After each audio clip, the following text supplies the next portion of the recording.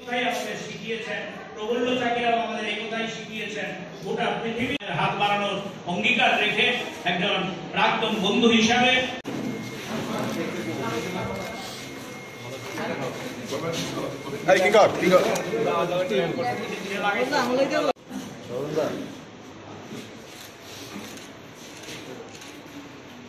প্রবেশ আমার ছাত্র আন্দোলনের মধ্য দিয়ে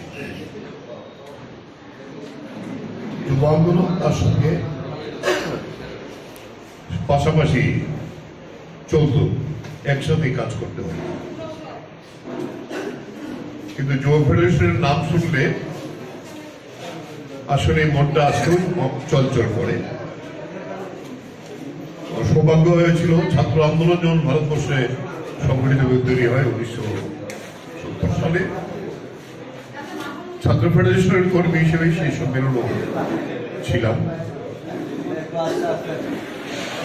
1972 থেকে যুব আন্দোলনে যুক্ত হই সরাসরি, তখন সদরের সম্পাদক, রাজ্যের সহ সম্পাদক।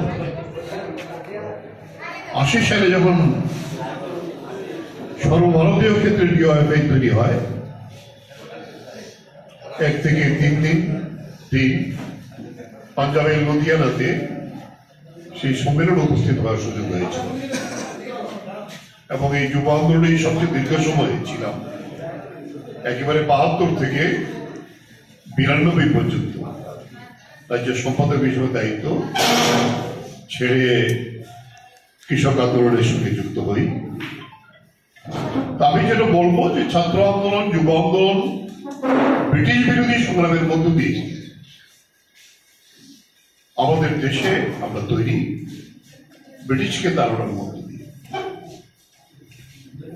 সম্পাদক সদরের বলছিলেন সাম্রাজ্যবাদ প্রধান সমস্যা।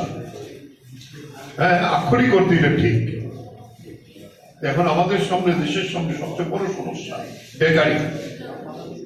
প্রধানমন্ত্রী তো যাত্রার দলের নাটকের থেকেও বড় নাটক তিনি করেন। হ্যাঁ, 60% যুব, পৃথিবীর যুবরা এখন ভারতবর্ষের মধ্যে আছে, বিরাট একটা পপুলেশন।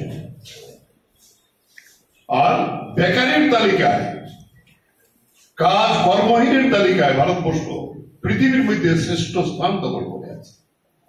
কাজ নাই লোকের সংখ্যা, কাজ পায় না বলে এখন এই শ্রমিকদের নাম হয়েছে কি পরিযায়ী শ্রমিক।